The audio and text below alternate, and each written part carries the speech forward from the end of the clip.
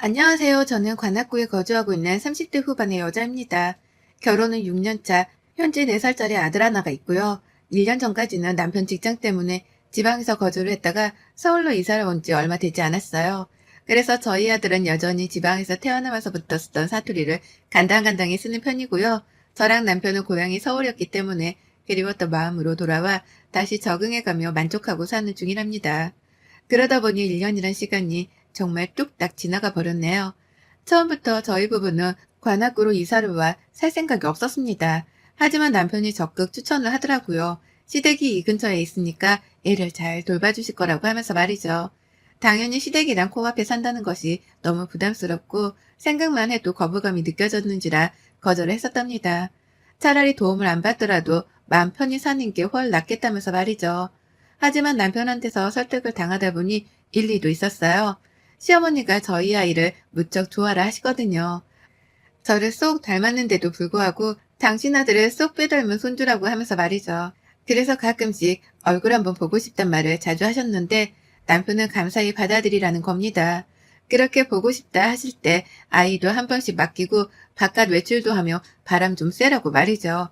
뭐든 가까이에 가족이 살고 있는 거랑 살지 않는 거는 천지 차이라면서 좋은 쪽으로 생각을 해보라 말입니다. 그래서 믿었죠. 믿고 싶지 않았지만 믿을 수밖에 없었습니다. 서울로 돌아간다고 설레는 기분만 한가득인데 시모와 가까이에 살고 말고의 문제로 머리 아프고 싶지가 않았으니까요. 그렇게 저는 관악구 한복판에서 시어머니하고 전례 없는 이웃 사촌으로 다시 만났습니다. 결혼을 하자마자 남편이 지방 발령을 받아버리는 바람에 쭉 지방에서 거주를 했거든요. 그러다 얼마 안 지나 코로나도 터지면서 어머님하고는 가까이 지낼래야 지낼 기회가 많지 못했습니다. 그러니 긴장이 되었죠. 얼만큼 이웃 사촌으로 기분 좋게 잘 지낼 수 있을까 싶어서 말이죠. 단단히 마음을 먹고 시작한 관악구살이는 생각보다 좋았어요.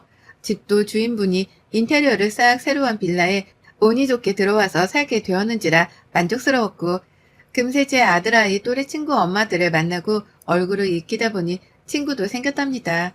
제가 저희 친동생이 운영하는 쇼핑몰에서 포장 알바랑 고객 상담 업무를 해가며 아르바이트를 해주게 되었는데요. 아이가 어린이집에 가 있을 동안에만 일을 해주다 보니 육아를 하는데 크게 힘든 건 없었어요.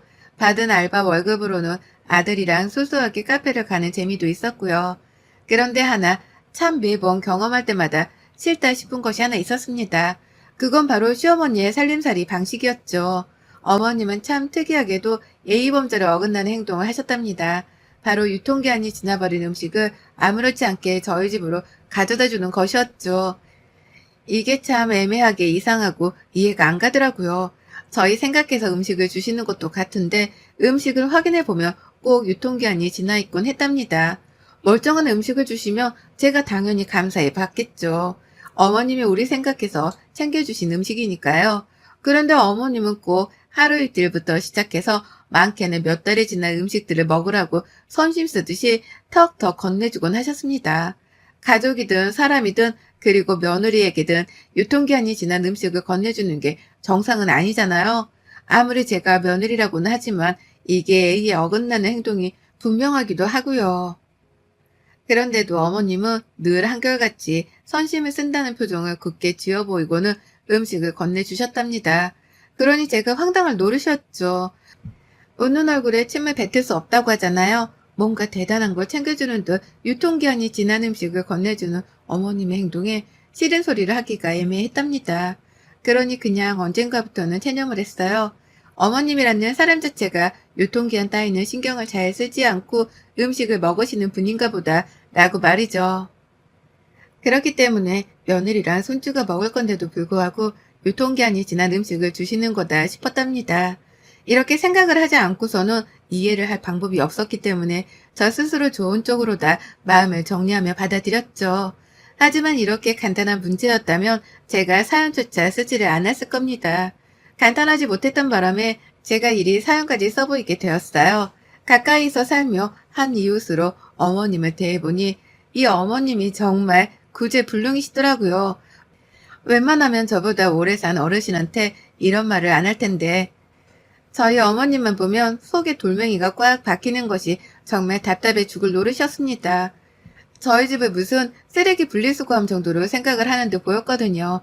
차라리 분리수거라도 되면 제가 이렇게까지 사연을 적어보내진 않았을 텐데요. 분리수거조차 되지 않는 것들을 버린다고 보내오신 바람에 제 머리만 터질 노릇이었죠. 한두 번씩 저희 아들한테 입힐 옷이 있다면서 집으로 찾아오신 적이 있었습니다. 전 또 기대를 했죠. 손주한테 줄 새 옷을 사오셨구나 싶어서 말입니다. 이제 4살짜리이고 집안에 하나밖에 없는 장손에다가 손주인데 적어도 새 옷 정도는 꼭 사주실 줄 알았답니다.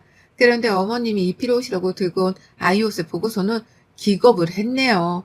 어디서 거적대기도 그런 거적대기가 없을 만큼 해진 옷들을 검은색 비닐봉지에 집어 넣어서는 가지고 온 거예요. 처음엔 그 봉다리 안에 음식이라도 들어가 있는 줄 알았습니다.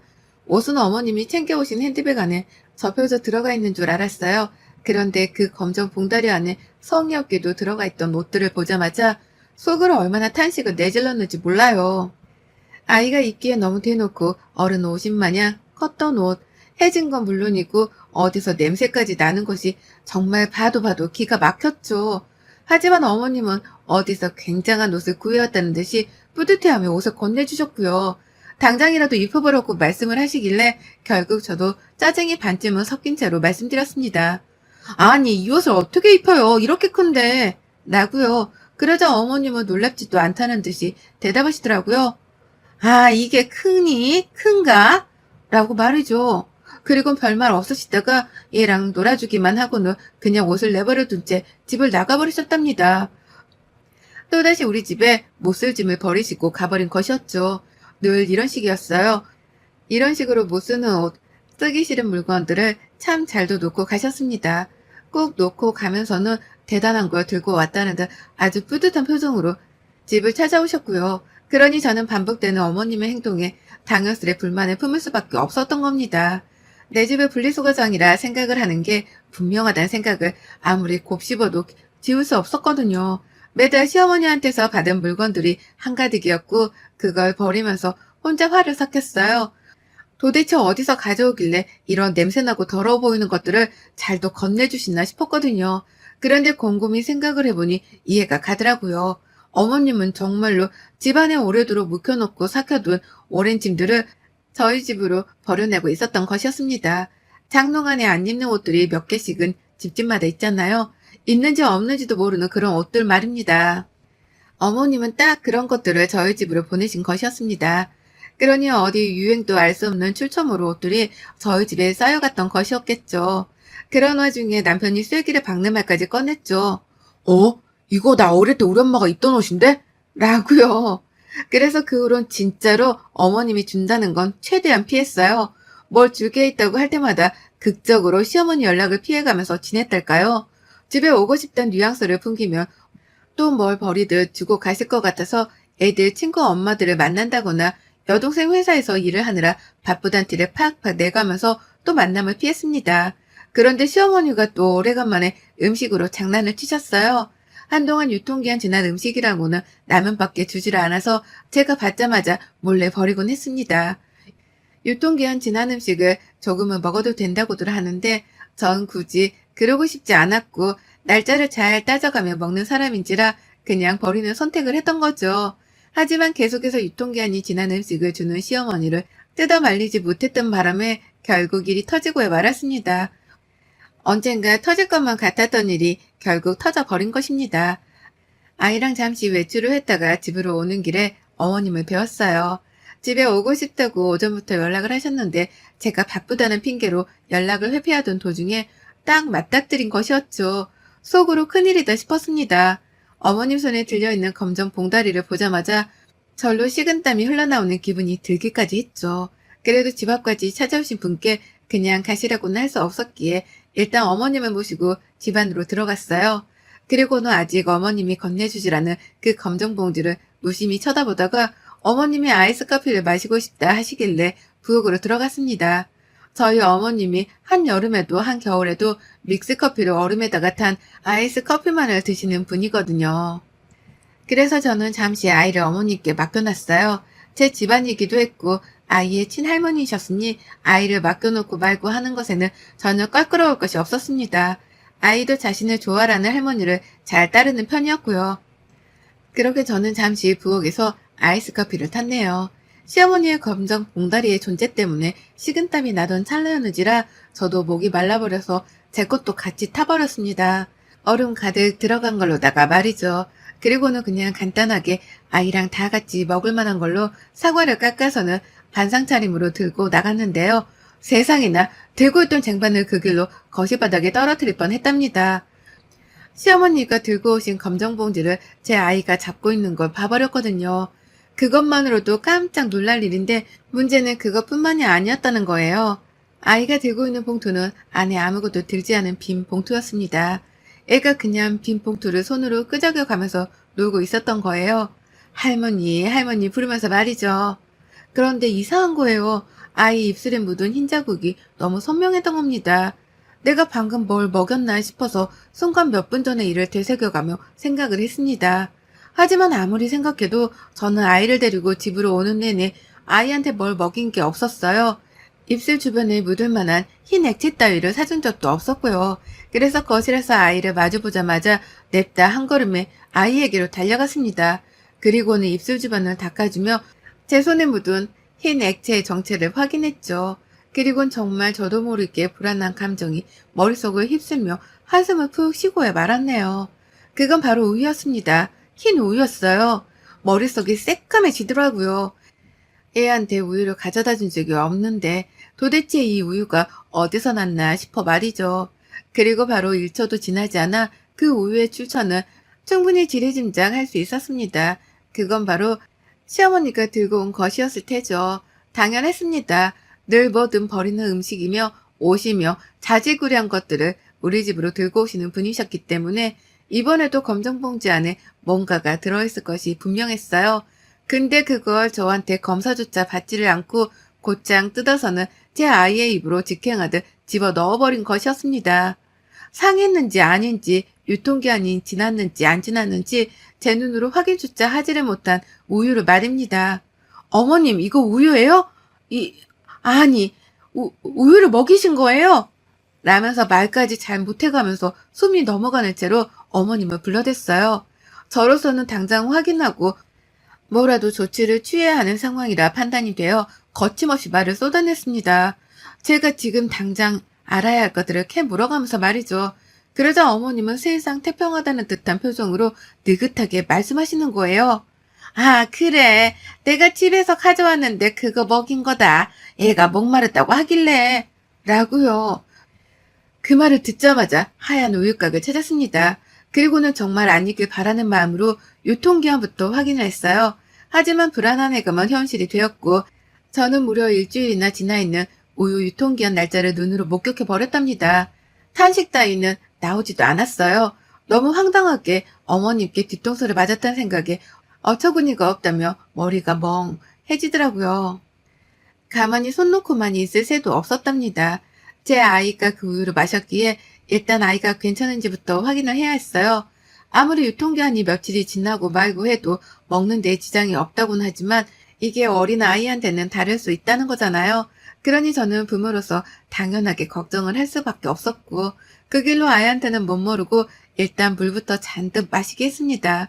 하지만 아니나 다를까 얘는 그걸 감당하지 못한 채 저녁 내내 설사를 했어요. 배탈이 난 것이었습니다. 내 아이가 화장실을 왔다 갔다 하면서 배를 움켜잡는데 그걸 보면서 제 속은 불타오르기 시작했어요. 이럴 이유가 없었는데 내가 잠시 시어머니 입에 들어갈 음료를 타준다고 방심을 한 사이에 아이가 우유를 먹었다는 생각이 들었거든요. 저를 코앞에 두고 방심한 저 스스로에게 너무나 후회막심한 기분이 들었답니다. 그래서 아무 잘못을 하지 않은 저였음에도 불구하고 저 스스로를 탓할 수밖에 없었네요. 저는 원래 복수 따위를 하고 말고 하는 사람이 아니었지만 이번만큼은 어머니께 본때를 보여줘야겠다 싶었습니다. 자다가도 화가 나 발길질을 하기 다반사였고 아이만 보며 설사하던 때가 떠올라 미안해 죽겠더라고요. 그런데도 아무 일이 없었다는 듯 집으로 돌아가 소식이 깜깜무소식인 시어머니를 떠올리면 내가 뭘 어떻게 해야 속이 시원할까 싶어 복수심만 타올랐습니다. 그러다 결국 저는 제 본능적으로 본능에 이끌린 채 아이를 어린이집에 보내놓고 집으로 돌아오는 길 빵집으로 들어갔어요. 그냥 프랜차이즈 빵집에 가면 가격이 비싸니까 최대한 제가 낭비를 덜하는 선에서 시장 안 빵집을 찾아갔답니다. 그리고서는 거기서 5개에 3,000원 하는 빵을 총 10개를 사버렸고요. 아주 흐뭇하고 든든한 마음으로다가 빵들을 사와서는 거실 한켠에 놓아두었습니다. 부엌도 아니고 냉장고도 아닌 거실벽 구석 한복판에 봉지채로 놓아둔 채로 무려 8일을 방치했어요. 사놓고서 매번 그 봉투를 체크해가면서 복수의 칼날을 갈았습니다. 내가 이보다 더 날렵하게 칼을 갈 수 없다는 듯한 자세로다가 분노의 레이저를 쏘아가면서 빵이 썩어 문드러져 가는 걸 기다렸답니다. 저에게는 복수의 8일이었네요. 원수를 외나무 다리에서 만날 그 8일을 매번 정신을 가다듬으면서 기다리고 또 기다렸어요. 그리고는 제 눈으로 빵 안에 곰팡이가 서려진 것을 보자마자 그대로 시어머니가 하듯이 검정 봉다리째로 들고서는 시댁을 찾아갔습니다. 설레는 순간이었죠. 어머님은 저를 보고선 의아하다는 듯이 문을 열어주셨어요. 이렇게 찾아올 리가 없는데 찾아왔다는 것에 놀란 눈치셨죠. 게다가 제 손에 검정 봉다리가 들려있는 걸 보고서는 자신이 하던 짓을 하려는 건가 싶기라도 한 건지 눈을 떼지 못하셨습니다. 그러니 저는 어머님의 반응이 너무 웃기기도 하고 약이 올라서 집에 들어가자마자 자리에 앉지도 않은 채 봉다리를 건네드렸어요. 어머님 드세요. 자꾸 우리 집에 음식 가져다 주시는데 저도 뭐라도 해드려야 할 것 같아서요. 라고 하면서 말입니다. 어머님은 세상에 뭐 이런 걸 라고 하면서 봉투를 받아다가는 열어보셨는데요. 열자마자 올라오는 곰팡이 냄새가 코끝이라도 찔렀던 건지 순간 흠칫 놀라시면서 눈을 더 크게 뜨곤 빵을 들여다보셨어요. 전 그 순간 눈치를 챘죠. 분명 어머니께서는 빵이 상했다는 걸 직감하셨던 것 같았습니다. 그래서 저는 확인사살을 하듯 말씀드렸어요. 어머님은 유통기한 지난 음식 따위들은 신경도 안 쓰시잖아요. 그래서 저희 가족들이 못 먹는 것만 골라서 가져와 봤어요. 맛있게 드세요. 라고 말입니다. 그러자 어머님, 우리 집으로는 유통기한 지난 걸 잘도 가져오시더니만 제가 가져다 드린 상한 빵을 보고서는 즐겁을 하며 전과 다른 태도를 보이시는 겁니다. 급기야 이게 상한 거야? 라고 채짜 확인까지 해가시면서 말이죠. 그리고서는 뭐에 놀라기라도 한 듯이 봉투를 저한테 다시 건네주시는 거예요. 아니야 됐다 니들 가져가라. 아니다 가져다 버려라. 라고 하시면서 놀래 자빠지겠다는 듯이 손사래를 치며 봉지를 저에게 건네셨어요. 도로 들고 가라고 말이죠. 그러니 저는 황당하다는 듯 물었습니다. 아니 어머님은 상한 걸 저희 집에 잘도 가져와 놓고 왜 저보고는 도로 들고 가래요? 설마 어머님 그동안 본인 못 먹는 걸 저희한테 먹으라고 가져오셨던 거 아니죠? 그게 아니고서야 이걸 왜 못 드세요? 일주일밖에 지나지 않은 빵인데? 라고요. 그러자 어머님은 이판사판이라는 듯 불안에 떨며 대답하셨답니다. 일주일이 지난 거야? 일주일이 지났는데도 상태가 이 모양이야? 아유 난 못 먹겠다. 나는 그래도 먹을 수 있을 만한 것들만 들고 간 건데 이건 라고 하면서 제발 좀 가져가라 애원까지 하셨답니다. 다시는 상한 걸 우리 집에 들고 가지 않을 테니 먹을 걸로 장난치지 말란 소리까지 본인 입으로 직접 해가시면서 말이죠. 먼저 음식으로 장난질을 시작해 놓고서는 이 집 와서 나한테 장난을 치지 말라고 하는 시어머니의 뻔뻔한 이중성에 속으로 얼마나 욕을 퍼부었는지 몰라요. 하지만 화가 난 저만큼이나 놀라서 당황해하며 빵봉지를 들고 가라 애원하시는 시어머니를 보니 속은 편했답니다. 적어도 내가 어머니께 딱 들어맞는 복수를 펼쳤구나 싶어서 말이죠.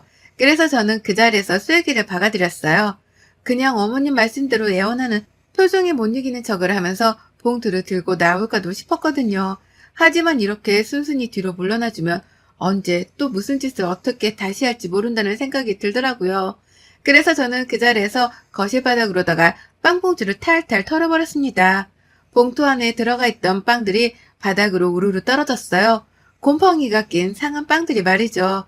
그걸 보니 어머님은 어디서 곰팡이 가루가 떨어지기라도 할 줄 아셨는지 아유 이걸 왜 여기서 털어? 주워가 집어가 제발 라고 하면서 발까지 둥둥 구르시더라고요. 제발 이러지 말라면서 말이죠. 그걸 보고서야 저는 확실히 어머님께 경고를 날려드렸다 확신을 했답니다.